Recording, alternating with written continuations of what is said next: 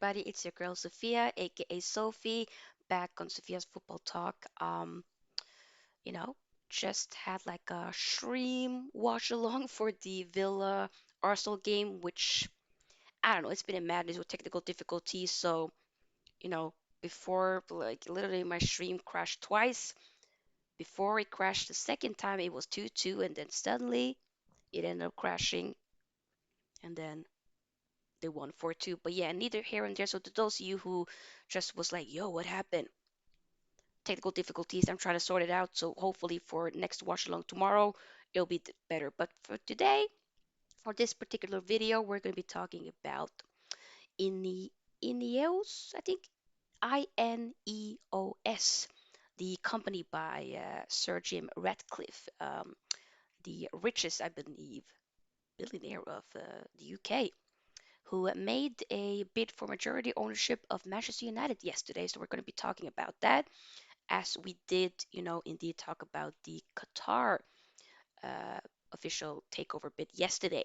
So let's dive a little bit into this. Um, some people might necessarily prefer Sir Jim Ratcliffe. He also is a Man United supporter, but let's not forget he was at some point in and did submit a bid for Chelsea. When they were in the midst of getting new owners and whatnot. But hey, neither here or there. Remember to, of course, give this video a big thumbs up if you haven't already, and indeed also do subscribe as well, as we are growing slowly but steady here on Sophia's Football Talk. So let's move on. This is an official statement here from the INEOS group. So we can confirm that Sir Jim Ratcliffe and INEOS have submitted a bid for majority ownership of Manchester United Football Club.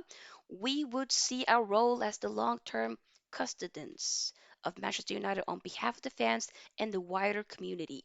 We are ambitious and highly competitive and would want to invest in Manchester United to make them the number one club in the world once again. We also recognize that football governance in this country is at a crossroads. We would want to help lead this next chapter, deepening the culture of English football by making the club a beacon for a modern, progressive, fan-centered approach to ownership. We want the Manchester United anchored in its proud history and roots in the northwest of England, putting the Manchester back into Manchester United and clearly focusing on winning the Champions League. Interesting indeed. Okay. So that is definitely quite the interesting statement. I'm gonna be honest, I felt like the Qatar statement moved me in a better way. Definitely check out that video, um, which was a longer stream that I did yesterday, to hear my thoughts about that. But I believe at this point, those are the only two official bits that was being made, as yesterday was the deadline day to, send in a bid and whatnot. So it's quite interesting. It's basically it's an interesting thing here. Um, the media is definitely heavily pushing to put in Sir Jim Ratcliffe or have him as the new owner, British and whatnot. Okay, big up. I wouldn't mind if he becomes the new owner. I wouldn't mind that.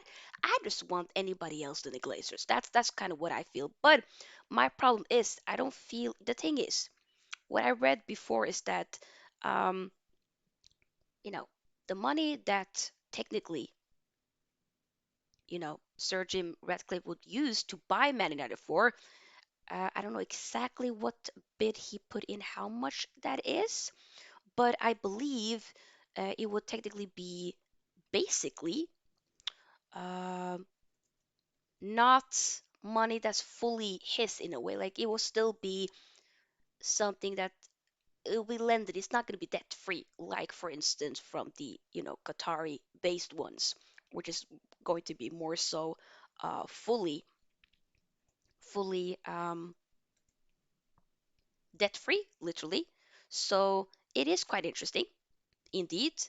Um, so he wants to make us the number one. Okay, music to my ears, but what else? I also want to, so basically it's believed that Jim Ratcliffe and Ineos will own 80% of the club. The 20% will be owned by Beckham and partners. Interesting. So David Beckham backing this. Okay. They have two partners in the process, and one of them is speculated to be David Beckham. Speculated is a key word. I know that, you know, there have been groups to, you know, approach David Beckham so that he can kind of be like, in a way, maybe it's spokesperson or like, hey, I'm backing this. Come on. Um, so he has submitted a bit of yesterday's soft deadline day for offers, but will it be accepted? That's the main question right here. The question that I propose for you guys is, what bid would you what type of takeover would you prefer? Would you prefer Sir Jim Ratcliffe slash Ineos, or Sheikh Yassim bin Ahmed Al Thani, which also is a lifelong Man United supporter, alongside Sir Jim Ratcliffe?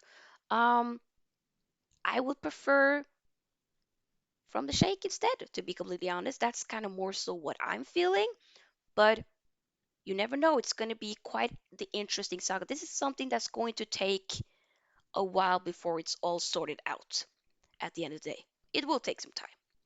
But I do feel like some people are saying, it is a bit of a hypocrisy. I'm seeing a tweet here.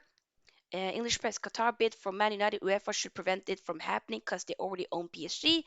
And then Sir Jim Ratcliffe already owns Nice in same France, but nobody's talking about that. That is a very good point because, you know, I don't know exactly if this Qatar bid here, if they are, linked to, potentially they could be linked to, the same group that owns PSG, but UEFA has said that that's not really an issue, or they've kind of be like, we're not gonna stand in the way if that, if y'all want to bid, you do you. But why aren't the media also talking about Sir Jim Ratcliffe owning Nice, which is also in France, also a fellow European club? Like, hey, let's keep the narrative even. Let's keep it neutral. Let's maybe stop the xenophobic comments. Is kind of what I'm saying. So once again, I wouldn't necessarily, like I said, have a problem with Sir Jim Ratcliffe being here, but I'm more so okay.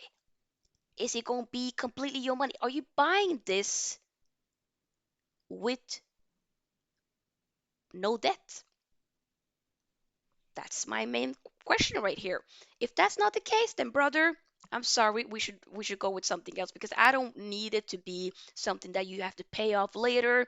Like we've done this with the Glazers. Not that I'm saying like Sir Jim Ratcliffe would do the exact same thing, but they have, the Nice fans, some of them, what I've read, has been quite upset with how Sir Jim Ratcliffe has managed the club as the owner and whatnot. They're not really completely sold on how it has been run, if that makes sense. So, just because it's British doesn't necessarily mean that has to be the best option.